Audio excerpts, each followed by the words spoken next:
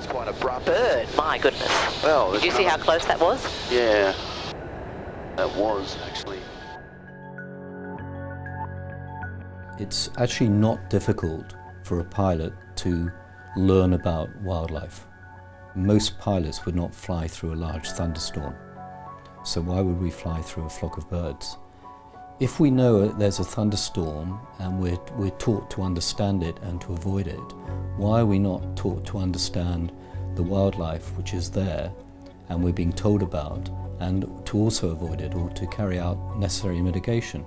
So if you have a large number of flocking birds or even single large birds, then they're going to cause a serious hazard. The average encounter with a bird that grounds an aircraft here in Australia costs $45,000. The one thing we really try and get across as well is that if you do have a strike, report it. What was that? I think we may have hit some birds. We have a very good scientific basis here through the museum. They have a huge number of species. The knowledge about what you're actually dealing with, which species is being struck, is really important for helping manage the problem. So we do risk assessments. We collect as much information about the species that's being struck so that we can see trends, whether there's trends through seasons, through time of day, and we analyse exactly what the risk is posed by a particular species.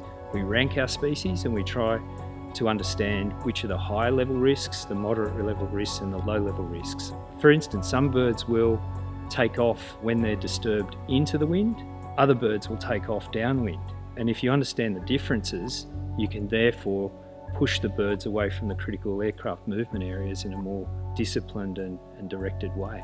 Some of the innovative processes are coming in. They're looking at use of lasers. These are obviously safe lasers, and that will disperse the birds.